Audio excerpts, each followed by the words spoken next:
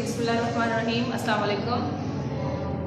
Class 9th आज हम पढ़ेंगे चैप्टर नंबर 3 पीरियोडिक टेबल और उसका टॉपिक हमारा होगा पीरियोडिसिटी ऑफ प्रॉपर्टीज, जिसमें से आपके पास फर्स्ट टॉपिक है atomic size and atomic radius. आज हम डिस्कस करेंगे atomic size and atomic radius के हवाले से। periodicity of properties,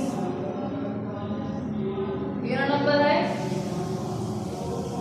3 और आज हमारा टॉपिक होगा एटॉमिक साइज और एटॉमिक रेडियस। एटॉमिक साइज या एटॉमिक रेडियस क्या होता है? एक एटम चूंकि किसी भी मैटर का स्मॉलेस्ट पार्टिकल है, सबसे छोटा पार्टिकल है, दैट्स वाई हम एटम को अगर मेजर करना चाहें, उसके मास को हम मेजर करना चाहें तो हम उसे नहीं कर सकते, क्योंकि उसका मास बहुत कम होता है, साइज बहुत कम होता है। तो साइज बहुत ज़्यादा कम होने की वजह से हम सिंगल एटम के साइज को डिटरमाइन नहीं कर सकते।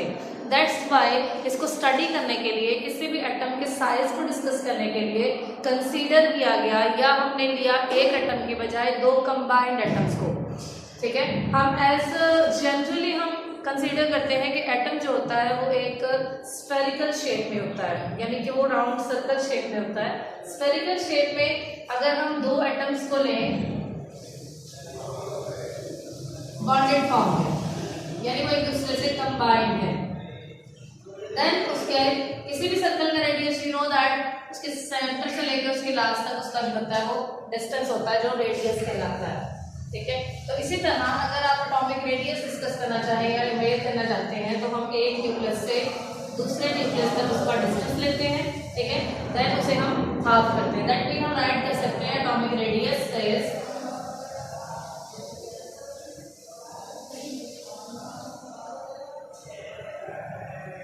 half of the distance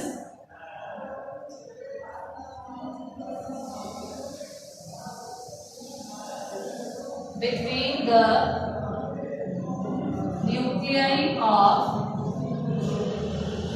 2 bonded atoms.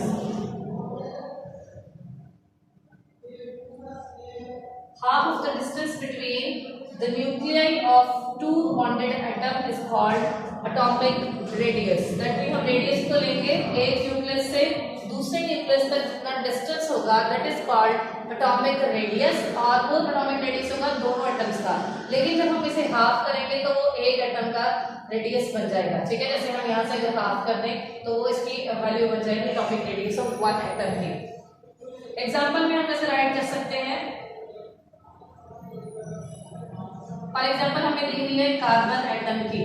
ठीक है, फॉर एग्जाम्पल हम कार्बन एटम्स अगर लें तो 2 कार्बन एटम्स में डिस्टेंस जो होता है दैट इज 154 पिकोमीटर। और अगर हम किसी एक एटम का एटॉमिक रेडियस फाइंड करना चाहते हैं, ये 2 एटम्स का है, यहाँ से लेके यहाँ तक हमने एक का फाइंड करना है, तो हम इसे डिवाइड कर देंगे 2 पे। 2 7s are 40, 2 7s are 40, that means 77 picometer is the atomic radius of 1 carbon atom. एक कार्बन एटम का जो होगा वो 77 पिकोमीटर होगा। पिकोमीटर ये यूनिट है एटॉमिक रेडियस का, इसमें हम एटॉमिक रेडियस को मेजर करते हैं। सबसे पहले आप उसकी डेफिनेशन राइट करेंगे, as the size of atom is very small, so we take 2 different atoms, 2 atoms bonded atoms, और atomic radius हम राइट करेंगे is half of the distance between the nuclei of 2 bonded atoms is called atomic radius of 1 atom. For example, the distance between the nuclei of carbon atom is 154 picometer. When we take 1 atomic radius of 1 atom, then we divide it by 2. 77 picometer is the atomic radius of 1 carbon atom. ठीक है, उसके बाद ही हमारी property थी। Next हम study करेंगे that is strength, कि अगर आप स्टडी कर रहे हैं एटॉमिक रेडियस को तो वो एक पीरियड में या ग्रुप में जो है वो किस तरह चेंज होता है। Trend in period,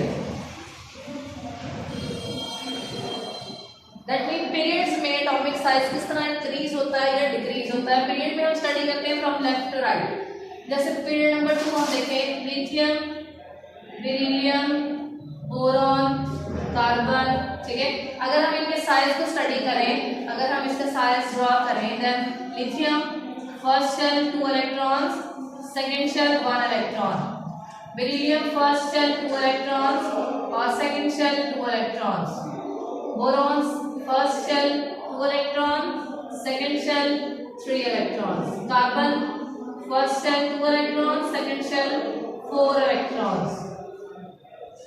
from left to right जाते हुए क्योंकि एटॉमिक नंबर इंक्रीज हो रहा है, दैट मीन एटॉमिक रेडियस भी इंक्रीज होना चाहिए था, लेकिन एटॉमिक नंबर इंक्रीज होने के साथ साथ एटॉमिक रेडियस इंक्रीज नहीं होता। एटॉमिक रेडियस होता है वो डिक्रीज होता है, क्योंकि अगर आप देखें तो यहाँ पर लिथियम में 3 इलेक्ट्रॉन्स है, तो आउटरमोस्ट 1 इलेक्ट्रॉन है जो न्यूक्लियस को अपनी तरफ अट्रैक्ट कर रहा है, ठीक है।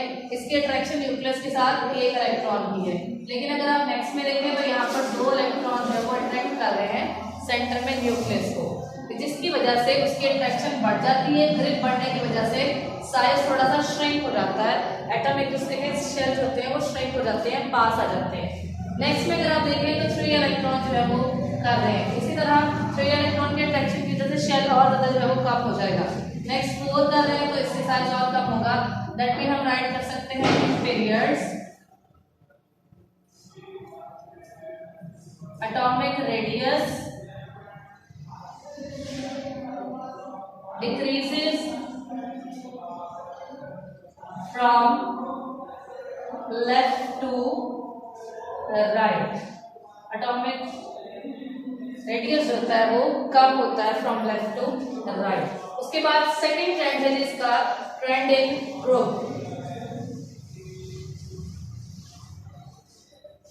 ट्रेंड इन ग्रुप में हम फ्रॉम टॉप टू बॉटम जो है वो डिस्कस करते हैं इनकी प्रॉपर्टीज को। ग्रुप में जैसे हम फर्स्ट ग्रुप की बात करें, hydrogen 1, lithium 3, sodium 11, potassium 19। Atomic number increase हो रहा है from top to bottom. Size अगर चेक करें तो हाइड्रोजन में फर्स्ट शेल और 1 ही इलेक्ट्रॉन, लिथियम 3 इलेक्ट्रॉन्स है, फर्स्ट शेल में 2 इलेक्ट्रॉन्स और सेकंड शेल में 1 electron. Sodium 11, first shell 2 electron, second shell 8 electrons and third shell 1 electron। potassium 2, 8, 8 and 1। यानी कि जैसे जैसे हम फ्रॉम टॉप टू बॉटम आते हैं एटॉमिक साइज होता है वो इंक्रीज होता है। The atomic radius increases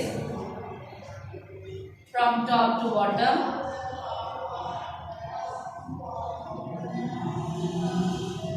in a group।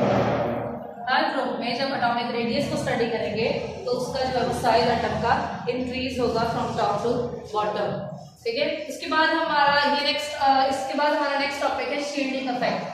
Atomic size write करेंगे, हम उसके एक्सप्लेनेशन राइट करेंगे और उनका ट्रेंड राइट करेंगे, trend in period and then trend in group. Next page देखिए, आपको डिफरेंट वैल्यूज दी हुई हैं। अगर आपने देखे तो पीरियड की वैल्यूज में डिफरेंस देखे हैं एटॉमिक रेडियस और ग्रुप्स में आपको एग्जांपल दी है। नेक्स्ट है वो हमारा टॉपिक है shielding effect. Shielding effect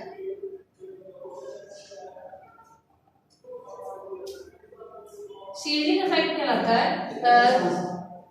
different electrons जो डिफरेंट शेल्स में प्रेजेंट होते हैं एक एटम के अंदर, उन इलेक्ट्रॉन्स का आपस में जो अट्रैक्शन होती है उसके साथ साथ उन इलेक्ट्रॉन की अट्रैक्शन होती है with the nucleus of that atom, उस एटम के न्यूक्लियस के साथ। फॉर एग्जांपल हम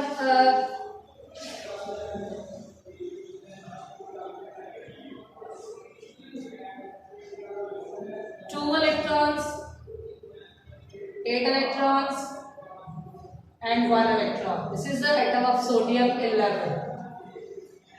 सेंटर में न्यूक्लियस, क्योंकि न्यूक्लियस जो होता है वो पॉजिटिव होता है, ठीक है, और बाहर बाकी सारे के सारे जो है वो नेगेटिव इलेक्ट्रॉन्स मूव करते हैं, रिवॉल्व करते हैं। अब यहाँ पर फोर्स ऑफ अट्रैक्शन डेवलप होती है between the electrons and the nucleus of the atom. इन दोनों में अब यहाँ पर ये इलेक्ट्रॉन भी अट्रैक्ट करेंगे न्यूक्लियस को, फर्स्ट सेल के भी करेंगे और लास्ट सेल के भी इलेक्ट्रॉन जो है अट्रैक्ट करेंगे। लास्ट सेल के इलेक्ट्रॉन जो होते हैं उनकी अट्रैक्शन जो होती है वो कम हो जाती है। वो कम इसलिए होती है, एक तो ये डिस्टेंस पे है, न्यूक्लियस से लास्ट सेल होता है वो डिस्टेंस पे होता है, दूर होता है, और दूसरे जो है वो इनर शेल्स में जो इलेक्ट्रॉन्स होते हैं जब वो रिवॉल्व करते हैं तो वो न्यूक्लियस की अट्रैक्शन को कम कर देते हैं, लेस कर देते हैं for the outermost shell electron. Last electron के लिए उसकी अट्रैक्शन को डिक्रीज कर देते हैं। इसे हम कहते हैं शील्डिंग इफेक्ट। शील्ड का मतलब क्या होता है? कवर अप करना, डिक्रीज करना, प्रोटेक्ट करना किसी चीज को। तो इनर शेल जो होते हैं वो न्यूक्लियस की अट्रैक्शन को शील्ड कर देते हैं, फोर्स को कम कर देते हैं आउटर मोस्ट इलेक्ट्रॉन्स के लिए। तो न्यूक्लियस की एक्चुअल में जितनी स्ट्रेंथ होती है, एक्चुअली जितना चार्ज होता है उतना charge outer most electron feel नहीं कर पाते। किस वजह से? इनर शेल्स की वजह से। इस अट्रैक्शन को फिर हम कहते हैं affective nuclear charge. Affective nuclear charge, ठीक है। न्यूक्लियस के साथ जो अट्रैक्शन होती है आउटर मोस्ट शेल इलेक्ट्रॉन की, आउटर मोस्ट इलेक्ट्रॉन की, वैलेंस इलेक्ट्रॉन की, वो कम हो जाती है, अफेक्टेड हो जाती है due to the presence of inner shell electron, इन अंदर वाले इलेक्ट्रॉन की वजह से। और उस न्यूक्लियर चार्ज को फिर हम अफेक्टिव न्यूक्लियर चार्ज कहते हैं, that is less than the normal charge, ठीक है, जो लेस होता है forces of attraction of nucleus. और इस इफेक्ट को हम कहते हैं, this effect is called shielding effect.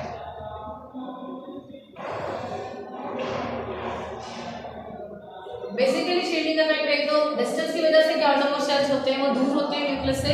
Secondly जो इनर शेल प्रेजेंट होते हैं उनके अंदर जो इलेक्ट्रॉन रिवॉल्व करते हैं वो न्यूक्लियस की अट्रैक्शन को आउटरमोस्ट शेल के इलेक्ट्रॉन के लिए अट्रैक्शन कम कर देते हैं, जिसकी वजह से न्यूक्लियस की अट्रैक्शन वैलेंस इलेक्ट्रॉन कम फील करते हैं एज कम्पेयर टू द जो एक्चुअल में जो होती है उसका न्यूक्लियर चार्ज होता है।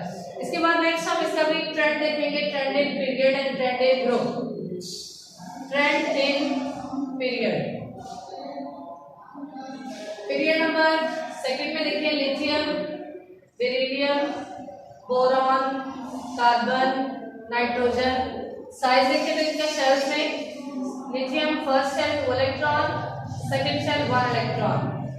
Beryllium first shell 2 electron, second shell 2 electrons. Boron first shell 2 electrons, second shell 3 electrons. Carbon first shell 2 electrons and second shell 4 electrons. 2 and 5 electrons.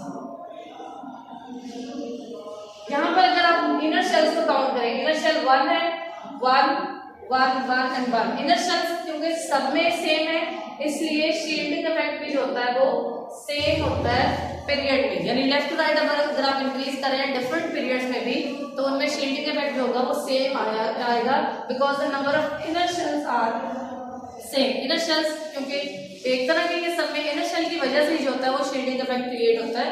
Inner shell number of inner shell same है इसलिए shielding effect भी period में same रहेगा। उसके बाद trend in group अगर देखें from top to bottom अगर स्टडी कर रहे हैं से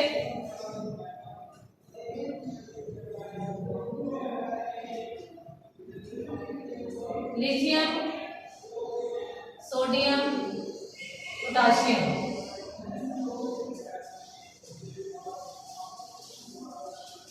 lithium structure 2 electron and 1, sodium 2 8 1,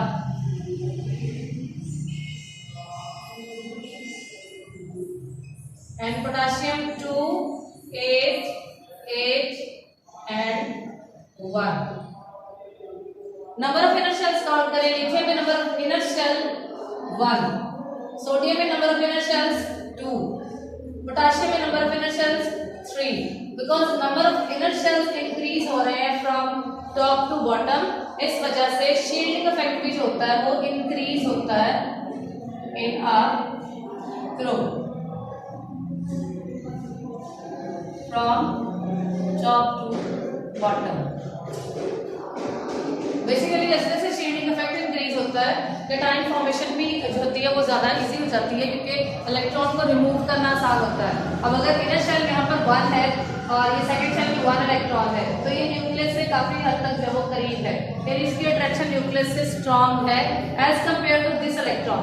अगर आप सोडियम की आउटरमोस्ट शेल के इलेक्ट्रॉन की बात करें तो दोनों में डिस्टेंस का डिफरेंस है, अट्रैक्शन का डिफरेंस है, तो सोडियम का इलेक्ट्रॉन रिमूव कराना इजी होगा एज कम्पेयर टू लिथियम, क्योंकि डिस्टेंस ज़्यादा है, अट्रैक्शन कम है, शील्डिंग इफेक्ट ज़्यादा, इसलिए हम इस इलेक्ट्रॉन को आसानी से रिमूव करवा सकते हैं।